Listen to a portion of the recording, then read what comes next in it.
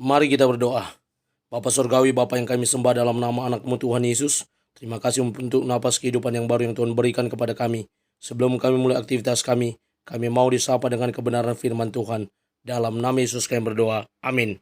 Sapaan rohani buat kita pada pagi hari ini, Selasa 9 Januari 2024. Saya ambil dari kitab Lukas pasal yang ke-6 ayat yang ke-38. Demikian kesaksian firman Tuhan.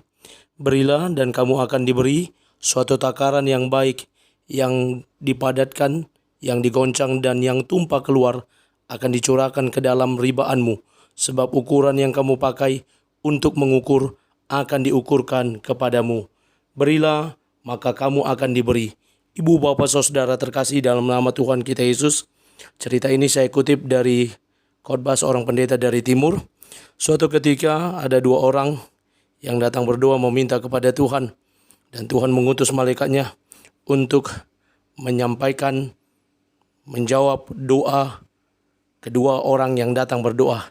Kita sebut saja namanya, satu Bapak Simanjalo, yang kedua Bapak Simangalehon. Kedua-duanya datang kepada Tuhan menyampaikan permohonan mereka kepada Tuhan.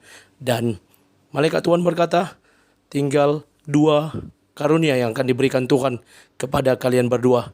Yang satu karunia memberi, yang satu lagi karunia menerima.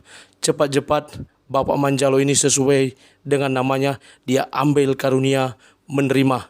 Dan mau tidak mau Bapak Mangalehon ini harus menerima juga karunia Mangalehon.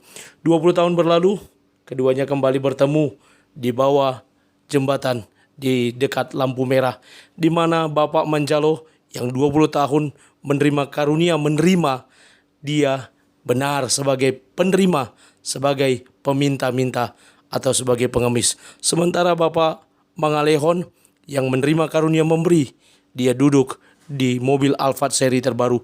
Dan Bapak Mangalehon pun melihat bahwa Bapak Manjalo sekarang telah menjadi peminta-minta.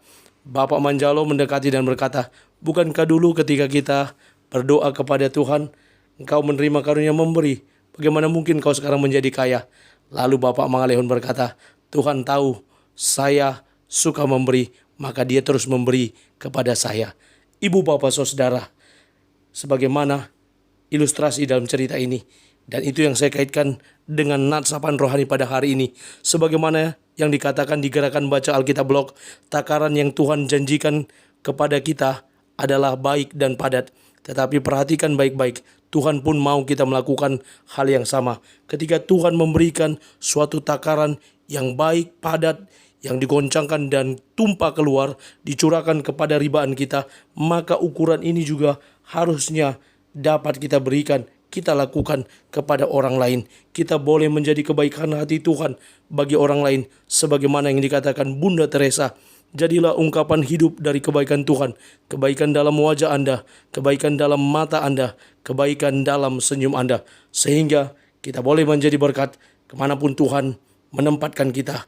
Bahwa kita yang telah menerima karunia banyak, sudah seharusnya juga banyak memberi, menolong, dan jadi berkat bagi sesama. Mari jadi berkat kemanapun Tuhan menempatkan kita. Amin. Kita bersatu dalam doa. Terima kasih Bapa untuk firman-Mu. Mampukan kami menjadi pelaku kebenaran firman Tuhan, yang terus bertumbuh di dalam Tuhan, yang boleh menjadi berkat Tuhan kemanapun Tuhan menempatkan kami. Dalam nama Yesus kami berdoa. Amin. Selamat beraktivitas. Tuhan Yesus memberkati. Shalom.